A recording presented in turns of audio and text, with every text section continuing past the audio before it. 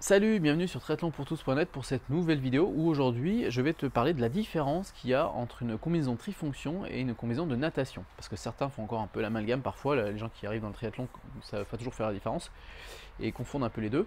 Donc ça va être le sujet du jour et donc j'en profitais pour te dire en même temps quel est le truc à avoir quand tu commences le triathlon. Donc avant de commencer la vidéo, je vous rappelle que vous pouvez vous abonner sur le petit bouton s'abonner qui apparaît dans le coin pour être informé des dernières vidéos mises en ligne sur la chaîne.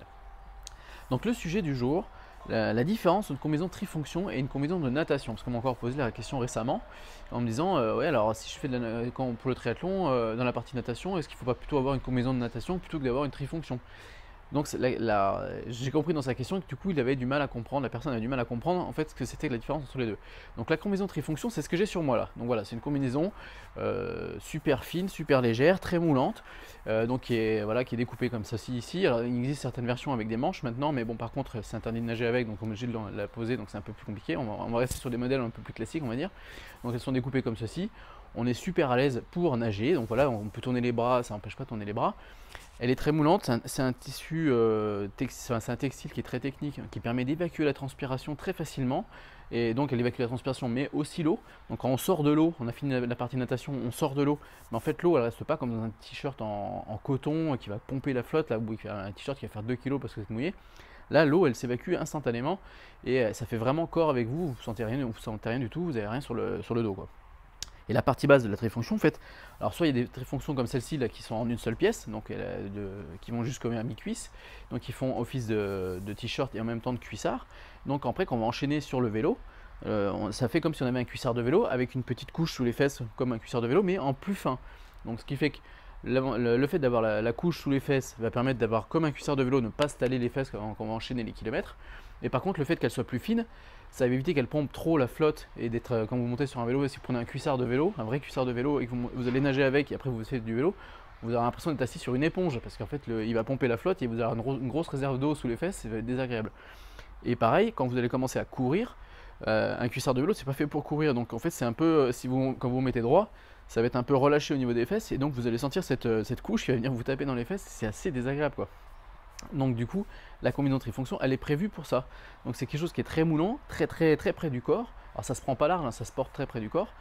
Et donc du coup, cette couche, elle va pas venir vous taper sous les fesses. Vous allez même pas la sentir en courant, on la sent même pas. Ça fait comme si on mettait un cuissard moulant en athlétisme et des choses qui existent comme ça.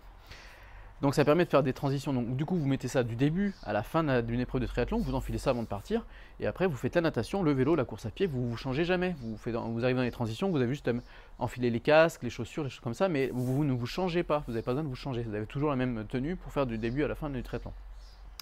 La combinaison de natation, c'est différent. La combinaison de natation, c'est ça, une combinaison de natation. Voilà, c'est une combinaison qui est en néoprène, qui va être beaucoup plus épaisse. Hein. Du coup, alors ça varie suivant les différentes zones de la combinaison. Sur les bras, c'est plutôt assez fin pour pouvoir avoir beaucoup de facilité à tourner les bras. Sur les jambes, en général, c'est un peu plus épais parce que ça permet d'avoir une meilleure flottabilité. Mais la combinaison de natation, au départ, initialement, c'était pour tenir chaud, en fait. C'est parce que comme le triathlon, généralement, ça se fait pas dans une piscine, un triathlon. Généralement, ça se fait dans ce qu'on appelle en eau vive. Donc, c'est-à-dire, ça va être dans un lac, dans une rivière, ça va être en mer, ça va être sur des plans d'eau divers et variés. Et l'eau va être, souvent, l'eau va pas être forcément très chaude. Donc, la première fonction d'une combinaison de natation, c'était de maintenir l'athlète ou le triathlète, le maintenir dans des températures agréables et confortables. Avec les années, les technologies et les fabricants ont fait que maintenant les combinaisons de natation permettent de nager plus vite parce qu'ils ont fait des revêtements spéciaux sur le néoprène qui permettent de glisser davantage sur l'eau. Ils ont joué sur les différentes épaisseurs justement pour faciliter les mouvements des bras, pour augmenter la flottabilité sur les jambes. Mais la combinaison de natation c'est fait que pour nager. Donc dans un triathlon, d'ailleurs si vous faites un triathlon où l'eau va être jusqu'à 24 degrés. À partir de 24 degrés, en fait, on n'a plus le droit d'avoir une combinaison de natation. Donc jusqu'à 24 degrés, vous avez le droit de mettre une combinaison de natation. Les très bons nageurs ne mettent pas si l'eau est suffisamment chaude, ils n'en mettent pas pour éviter d'avoir à l'enlever quand ils sortent de l'eau, ils permettent de gagner du temps. La plupart des triathlètes mettent une combinaison parce que ça aide quand même beaucoup. On peut nager un peu plus vite et ça aussi, ça permet de moins forcer pour nager. Donc du coup, ça permet d'économiser un peu d'énergie. Donc on va en avoir besoin pour les épreuves qui suivent après sur le vélo et sur la course à pied. Mais donc, quand on part sur le triathlon, on a la trifonction sur soi, et pour la natation, on rajoute la combinaison de natation par-dessus. Et après, quand vous sortez de l'eau, vous arrivez dans la transition 1 pour passer au vélo, et là vous enlevez votre combinaison de natation et vous gardez que votre trifonction et vous enchaînez après sur le vélo et la course à pied. Mais c'est vraiment deux choses bien différentes. La trifonction, c'est le truc à avoir quand vous commencez le triathlon. S'il y a un seul truc que vous devez acheter pour commencer du triathlon, c'est la trifonction. Alors il existe deux versions. Des versions les plus classiques qui sont comme ceci en une seule pièce. Et il y a des versions aussi pour les gens qui veulent faire vraiment de la très longue distance. Il existe des versions en deux parties. Donc vous avez la partie haute qui est comme ça et c'est coupé en dessous du nombril. Et après vous avez un autre cuissard. Donc quand vous portez les deux, on voit quasiment pas que c'est en deux parties. L'avantage c'est que si vous faites vraiment des très longues distances, si vous avez besoin de faire des arrêts techniques, une pause pipi ou plus éventuellement, vous pouvez facilement vous arrêter pour faire pipi ou ce que vous avez besoin de faire. La combinaison en une seule pièce, bon, c'est un peu plus compliqué parce que sur celle-là, le zip est dans le dos, donc il faut déjà dézipper, c'est pas forcément évident, il faut défaire toute la combinaison, s'arrêter, donc c'est un peu plus compliqué. Mais en règle générale, souvent les gens portent une combinaison en une seule pièce, ce qui est très pratique, ça bouge pas, c'est hyper bien fité sur le corps, donc c'est super pratique. Et donc voilà, donc c'est vraiment deux choses bien différentes. La combinaison trifonction, c'est fait pour faire toutes les épreuves du triathlon. C'est le truc à avoir. Quand vous commencez le triathlon, c'est vraiment le truc à acheter avant d'acheter des casques aéro, des vélos de contre-la-montre ou des roues carbone profilées. C'est ça, ça coûte pas très cher. Hein. C'est un modèle comme ça coûte je crois 90 €. Ça fait je sais pas combien d'années que je l'ai, elle n'a pas bougé. Alors ça commence à partir de 60 € je crois les premiers prix et ça va jusqu'à presque 300 € je crois les super haut de gamme. Pas besoin d'aller sur un modèle à 300 € pour commencer, ça suffit largement. Je vous dis, celle-là, j'ai dû la payer, je crois 90 € quand j'ai commencé. Et je la mets toujours parce qu'elle va toujours très très bien. Donc voilà, et la combinaison de natation, c'est un truc vraiment à part. En plus, alors on n'est pas obligé de l'avoir, c'est pas obligatoire. De toute façon, si l'eau est vraiment trop froide, la natation sera annulée ou sera raccourcie. Si entre 12 et 24 degrés, on a le droit de mettre une combinaison de natation, c'est pas obligatoire.